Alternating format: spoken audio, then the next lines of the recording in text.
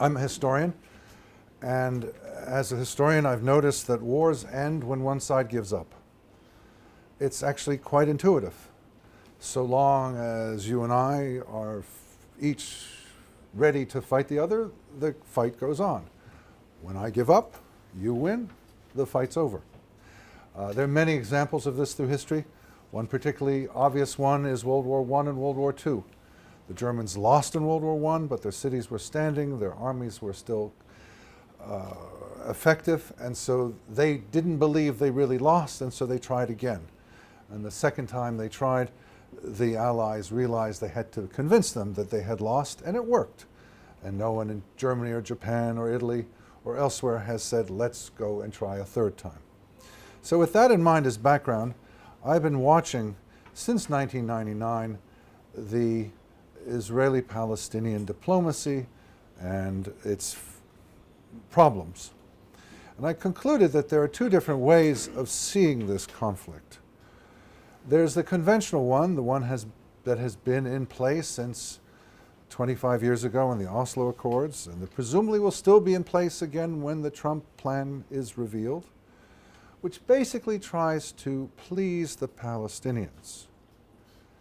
It is essentially appeasement. It is essentially saying, here Palestinians, take this and leave Israel alone. It hasn't worked, clearly, and more efforts to make it happen will not work, just as the Kerry effort did not work a few years ago, so the next effort will not work. And that's because of something deep, which is what I call Palestinian rejectionism, which goes back close to a century, can be most easily dated to the appointment of Haj Amin al-Husseini in 1921. The rejectionism was far more severe then than today, but it's still there. An unwillingness to accept Zionism, the Yishuv, the State of Israel. No, no, no. Now, during this century, I would argue that roughly 20% of the people we now call Palestinians have accepted Israel, Yishuv, Zionism, and been willing to deal with it. But the large majority has not been willing to do so. And if present trends continue, they will still not be willing to accept Israel. So something new is needed. As I said, for almost 20 years, I've been brooding on this topic, and I've come up with the idea of Israel victory, which is to convince the Palestinians that they have lost, that there is no hope. They are a miniature version of Germany, Japan, Italy, and other defeated states in 1945. That they must recognize the Jewish state in order for progress to take place. I see the Palestinians a little like Hiro Onoda. Anybody know who Hiro Onoda was? He was the Japanese soldier who continued to fight until 1974. And it seems like a bit of a joke, but it wasn't. He was on a Philippine island, and for 29 years, from 1945 to 1974, he was destroying property, stealing property, and killing people. Perhaps one person a year. It was not funny, it was serious. And finally his superior officer was brought to the island and told him, lay down your arms, the emperor tells you to end the war, and he did. But the Palestinians are a little bit like that. It is clear, and it's almost the same amount of time, that they acknowledged defeat in 1993 on the White House lawn. They acknowledged that they couldn't win, and yet they continue on and on. Now, why do they do so? They do so, I think, for three reasons. One is Islamic doctrine, the notion of a waqf, the notion of a territory that is once Muslim controlled, must always be Muslim controlled. And this is a powerful idea that gives spirit to the notion of sumud, of steadfastness, that inevitably this territory, and this is not just any territory, but a holy territory, will return to Muslim rule.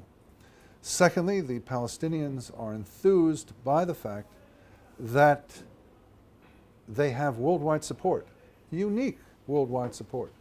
This is not some obscure African liberation front that no one's heard of. This is the cause that gets more resolutions in the General Assembly of the United Nations than the rest of the world combined. In, I think, the past decade, there were 68 resolutions concerning Israel and 67 about the rest of the world. In departments of universities, on the streets of major cities, the Palestinians have a support that is unique in the world. That's two. So first is the doctrine, Islamic doctrine. Second is international support. And third, I would argue, perhaps more controversially, is Israeli policy. Israeli policy towards the Palestinians over the past decades, say since 1993, has been timid, soft, cautious, defensive, and has led the Palestinians to think that they are winning.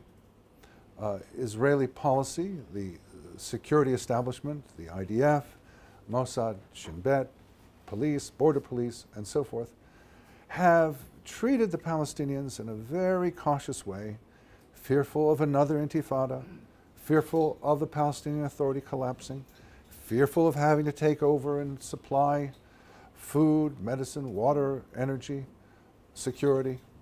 And so the security services have been very, very cautious. And this is the third reason I think the Palestinians have a sense of optimism, that no matter how bad things look today, in fact, they will eventually win. It is that spirit, just as Hiru Onada thought on his Filipino island for 29 years that he was part of the imperial force that eventually would win, it is that misguided spirit that needs to be broken. The Israeli government, I believe, should seek victory over the Palestinians. The Palestinians need to be defeated. Now, these are words that are not normally used in modern discourse, modern Western discourse. We do not talk of victory and defeat. Palestinians do. In Syria they do. In Libya they do. In Yemen they do. But not in Israel. Not in the West, more broadly. The word has disappeared. I have a search engine, what do you call it? I put in the words Israel victory into the news search engine, and it's quite amusing because it either is 1967 or it is Eurovision. Those are the Israel victories. Nothing in the past 70 years except for, or 50 years since a song. And I think this points to the disappearance of this notion of victory. And yet, again, as a historian, if you look at the history of warfare going back millennia, it's always been about victory. If you go to Sun Tzu, if you go to Clausewitz, if you go to Douglas MacArthur, you will see they all talk about victory. There's no doubt that victory is the goal. Wars end when one side gives up. It doesn't matter what the weapons are. Victory is defined as imposing your will on the enemy so the enemy no longer tries to achieve his war aims. I personally lived through such a defeat on May 1st, 1975, when the United States lost in Vietnam. It was a complete defeat. We did not run out of dollars, we did not run out of bullets, we did not run out of manpower. We ran out of will, and we lost. And no one in the United States has since, in the 43 years that followed, said, let's try it again. Let's go back. It's over. We lost. So I've had a personal experience of defeat. Now, the timidness on the part of the Israeli security services has meant that time and again the Israeli response to Palestinians has been weak. We saw this just 2 weeks ago. 469 missiles and rockets, and yet it cost nothing to Hamas. A ceasefire was agreed upon. Same thing with the kites and the balloons earlier this year. Same thing a year and a bit ago with the Temple Mount murders. Again and again, while the public and the politicians want to do something, in general, the security service says no, don't do this. And I would say that is the number one obstacle to an Israeli victory. The security services, to my surprise, when I started looking at this topic, I thought it would be Meretz and the left. No, they don't really count. It's the security service who are so important and so reluctant to take any step that will signal to the Palestinians that there's a price to pay. It is unimaginable that the security services would agree that when a missile comes over from Gaza or Lebanon or any other action, hostile action, that some retribution take place, that the water, the food, the energy, the medicine, something be cut off. It's unheard of. So the situation goes on and on. The Palestinians have this optimism, and the Israeli security establishment has this pessimism, and nothing basically. And the outside world believes that more talks will solve the problem. So what I and my organization are proposing is a shift that starts here, where Israelis seek victory, and then moves to the United States, where the American government, the American president says, yes, that's what we do. We win our wars through victory. You do the same. And finally goes to the Palestinians, who are forced to understand that the war is over and they lost. Now, there are a couple of interesting implications of this approach. The first is that we are solution agnostic. We are not in favor of one state, two state, three states. We're not calling for sovereignty in the West Bank. We're not, I see a number of friends here, we're not advocating the humanitarian paradigm or the Emirates or the Jordan is Palestine or the new state solution. All of them are fine. Well, not the one state solution, but the others are fine. Not Jordan is Palestine, but the others are fine. Not really new state solution either. But anyway, some of them are fine. We're not advocating any of those, but we're saying that whatever your goal is, whatever your plan is, it's a good idea to have the Palestinians accept Israel. That would be helpful, no matter what your specific plan is. And by the way, it's helpful for the left as well. It means, in leftist terms, ending the occupation. It means not having to have guards and walls and borders and all that they are so upset about. So it should be something that is attractive to both left and right, because we're not saying that the final resolution is X, Y, or Z. We're saying that's up to you. All we want is for the Palestinians finally, after a century, to come to terms with Israel. We welcome everyone to join this effort, but we ourselves do not take a position on borders, resources, sanctities, and so forth. We remain neutral. So we had a big dispute 2 weeks ago between the Prime Minister and the Defense Minister. We stay out of it. The Education Minister, we stay out of it. We're glad that victory is being discussed, but we don't take a side in it. The second point is that Palestinians gain yet more than Israelis. Think about it. Israel is a flourishing country. You live here, you know that. I could cite you all sorts of statistics about happiness surveys and water, demographics, extraordinary rise in the Israeli birth rate, culture, rule of law, and so forth. Standard of living. Palestinians, need one say more, do not benefit from all those attractive qualities that Israel has.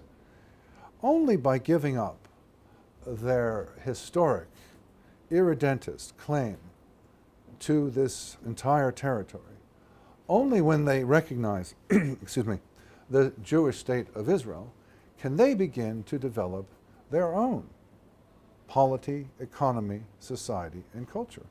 So long as they're focused on the negative goal of eliminating the Jewish state, they will remain oppressed, backward, and poor. The only way forward for them is to acknowledge the permanence of the Jewish state of Israel. And the interesting thing is that this seems to be in the air. Not among Palestinians so much as among other Arabic-speaking and some non-Arabic-speaking Muslims. As I like to put it, Israel now has better relations with Saudi Arabia than with Sweden, better relations with Egypt than with Spain, possibility of diplomatic relations with Bahrain, the president of Chad, Azerbaijan. Things are changing on the Muslim side. The flip side of that, I might add, is that the left is becoming ever more hostile to Israel. So you have Mohammed bin Salman on the one hand as a representative of the new Arab thinking, and you have Jeremy Corbyn on the other hand as representative of the new British thinking. Not everything is going in Israel's favor, but there is an atmosphere of openness to Israel that has not existed in the past. So the deflation of Palestinian ambitions is necessary for them to build their own polity, economy, society, and culture, to cultivate their own garden, to build something worthy of a skilled and dignified people. So long as they have this notion that they can win, that they can destroy, eliminate the Jewish state, there will be no progress. And as we saw, the past 25 years have not helped. Indeed, things are worse. What is euphemistically called the peace process should more accurately be called the war process. Things were better in 30 years ago, 25 years ago, than they are today in the Palestinian polity. There is more aggression and more hostility and more arms than there were back then. So to conclude, our work is threefold. First, to convince Israelis that the only way to end a war is through victory. The second is to convince the U.S. government to endorse an Israeli victory. And the third is to convince the Palestinians that it's over. The war is over, they lost, time to move on. Towards this end, we have undertaken both intellectual and political goals. On the political level, it's easy to point to the fact that we have 26 members of the Knesset who have joined the Israel Victory Caucus. We have 32 members of the current House. It will go down in January, but now it's 32 who have joined the Israel Victory Caucus there. We've spoken to many leading politicians. And then on the intellectual level, well, here I am talking to you. We are engaged in writing, in commissioning studies. We have a team in Israel that is headed by Danny Seaman, who is where? Not here. All the way in the back. Say hello. Yeah, there he is, way in the back of the door. Team of 5 that is working on this subject. We have a team of 2 in Washington. And we're trying to get this out as a subject to be debated. The basic idea is very simple. Israel wins, the Palestinians lose, as the title of this talk goes. But the implications are very large and very contrary to the assumptions of conciliation, mediation, compromise, goodwill, and so forth.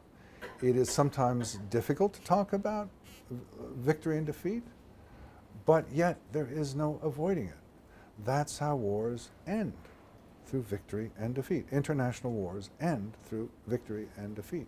There is no avoiding it.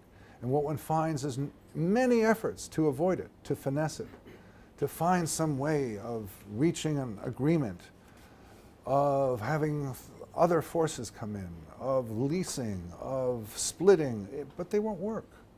So long as the Palestinians believe, and they do believe this, 80% believe that they can eliminate the Jewish state of Israel, it won't come to an end. Now, the good news is that 20% of Palestinians do accept, historically and today. So the goal must be to increase that number from 20% to 40% to 60%, to convince the Palestinian people and their leadership that the path that they are now taking is futile, is not going to go anywhere, and the only way for them out to improve their lives is to admit defeat, to acknowledge that this century-long conflict has come to an end. The emperor has signed the, well, he didn't. The Japanese government has signed the acknowledgement of defeat. The war is over. Time to rebuild. Thank you.